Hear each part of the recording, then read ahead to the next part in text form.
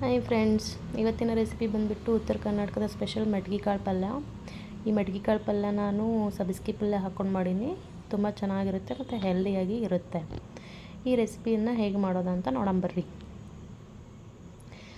So ಇದಕ್ಕೆ ಬೇಕಾಗುವ ಸಾಮಗ್ರಿಗಳು: ಆಲ್ರೆಡಿ ತೊಳೆದು ಕಟ್ ಮಾಡಿ ಇಟ್ಕೊಂಡಿರೋ ಸಬ್ಬಸ್ಗೆ ಪಲ್ಯ, ಕುದಿಸಿಟ್ಕೊಂಡಿರೋ ಮಡ್ಗಿ ಕಾಳು, ಅರಿಶಿನ, ಉಪ್ಪು, ಜೀರಿಗೆ, ಸಾಸಿವೆ, ಕರಿಬೇವು, ಕೊತ್ತಂಬರಿ, ಹಸಿಮೆಣಸಿನ್ಕಾಯಿ, ಬೆಳ್ಳುಳ್ಳಿ ಪೇಸ್ಟ್. ಒಂದು ಒಲೆ ಚಾಲು ಮಾಡಿ ಅದ್ರ ಮೇಲೆ ಬುಟ್ಟಿ ಇಟ್ಟು 2 ಟೇಬಲ್ ಸ್ಪೂನ್ ಎಣ್ಣೆ ಹಾಕೋರಿ. ಅದಾದಮೇಲೆ ಜೀರಿಗೆ ಸಾಸಿವೆ ಹಾಕ್ಕೊಂಡು ಚಟಪಟ ಅನ್ನೋ ಥರ ಬಿಡ್ರಿ. ಅದಾದಮೇಲೆ ಕರಿಬೇವು ಹಾಕೋರಿ. ಕರಿಬೇವು ಹಾಕೊಂಡಾದ್ಮೇಲೆ ಇಟ್ಕೊಂಡಿರೋ ಬೆಳ್ಳುಳ್ಳಿ ಮತ್ತು ಹಸಿಮೆಣಸಿನ್ಕಾಯಿ ಪೇಸ್ಟು ಹಾಕಿ ಚೆಂದಾಗ ಮಿಕ್ಸ್ ಮಾಡ್ಕೊರಿ. ಕೆಂಪಾಗೋ ಥರ ಬಿಡ್ರಿ. ಹಿಂಗೆ ಮಾಡೋದ್ರಿಂದ ಹಸಿಮೆಣಸಿನ್ಕಾಯಿ ಸ್ಮೆಲ್ ಹೋಗುತ್ತಾ.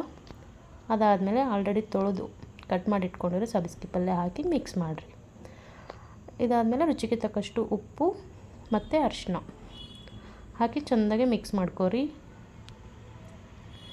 ಸೊ ಸ್ನೇಹಿತರೆ, ನೀವು ಇನ್ನೂ ನನ್ನ ಚಾನಲ್ ಸಬ್ಸ್ಕ್ರೈಬ್ ಮಾಡಿಲ್ಲ ಮತ್ತು ಈ ವಿಡಿಯೋ ನೋಡ್ತಿದ್ರೆ ಪ್ಲೀಸ್ ಸಬ್ಸ್ಕ್ರೈಬ್ ಮಾಡಿ, ಶೇರ್ ಮಾಡಿ. ಕಟ್ ಮಾಡಿ ಇಟ್ಕೊಂಡಿರೋದು ಕೊತ್ತಂಬರಿ ಹಾಕ್ಕೊಂಡು ಮಿಕ್ಸ್ ಮಾಡಿರಿ.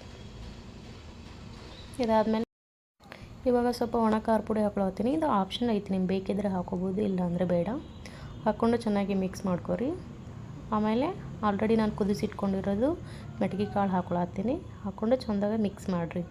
ಸೊ ಇದು ಪಲ್ಯ ಇಷ್ಟೇ ನೋಡಿರಿ, ತುಂಬ ಈಸಿಯಾಗಿರುತ್ತೆ, ಹೆಲ್ದಿಯಾಗಿರುತ್ತೆ. ನಾವು ಜೋಳದ ರೊಟ್ಟಿ ಜೊತೆ ತಿನ್ಕೋಬೋದು. ಅದರ ಕಟ್ಟಿ ಜೋಳ ರೊಟ್ಟಿ ಜೊತೆ ತಿಂದರೆ ಇನ್ನೂ ಮಜಾ ಬರುತ್ತೆ ರೀ.